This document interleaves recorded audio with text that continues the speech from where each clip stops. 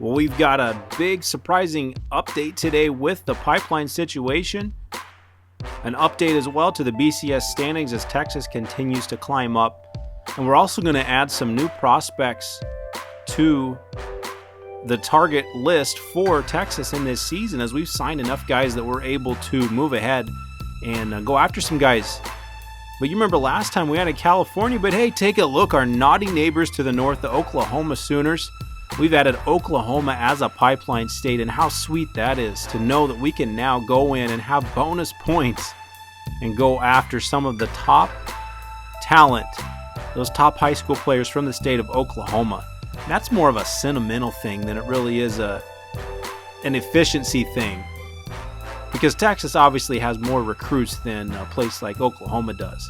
But since we've been signing some guys, it's freeing up some space and freeing up some resources, and so we're ready to go after and add a few more guys to our board.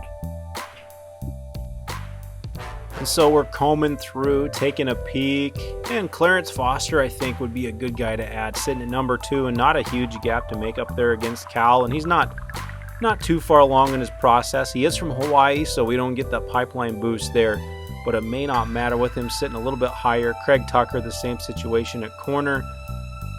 Obviously Dallas Davis, I don't necessarily need a kicker to jump in, so whenever you've got the ability to get some top talent, you've seen a little bit of lack of kicking power there.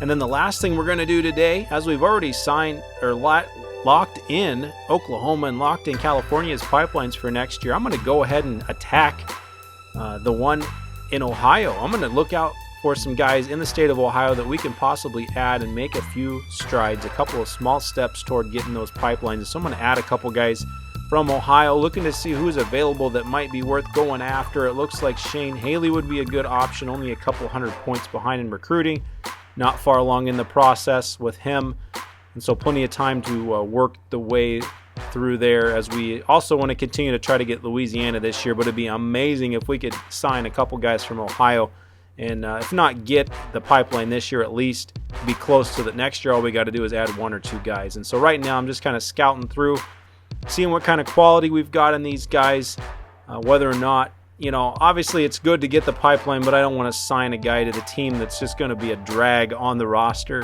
unless it is like the guy, the third guy that gets us the pipeline in a place like Ohio. So Dallas Davis, a guy that nothing too impressive there, just kind of looking to see if there's anybody that I just can't live without, any gems that are kind of hiding out. There you see, it looks like Shane Haley's a pretty decent defensive end. Not a lot of speed, might project better as a defensive tackle, as I always try to look for ways to get speedier guys on the field. And then James Johnson, not exactly what we're looking for as a defending national champion at running back, but again, we're trying to build pipelines here. It's a little bit different strategy. You've got to be willing to kind of just bite your tongue a little bit, I guess, because it's kind of like you're making a small sacrifice to try to gain something down the road in the future.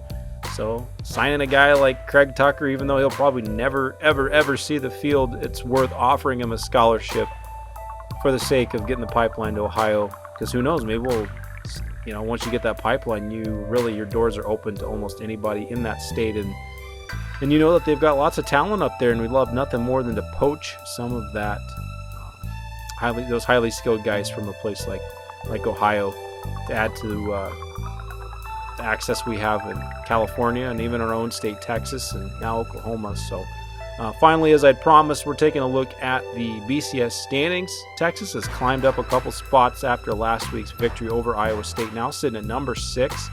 They were number 8 before that game, and we're playing number 21 Oklahoma State. So if we get a victory today, it could have a great impact on our ability to move up. Baylor and Oklahoma are playing against each other, so one of those teams is going to have to lose. So anything can happen. Check back soon to see just what. We'll see you then. If you enjoyed today's video, make sure to leave a like, share, or comment below, and subscribe if you haven't. And next time you're shopping online at Amazon or eBay, use the links I've provided below in the description to help support my channel. Thanks, and we'll see you next time.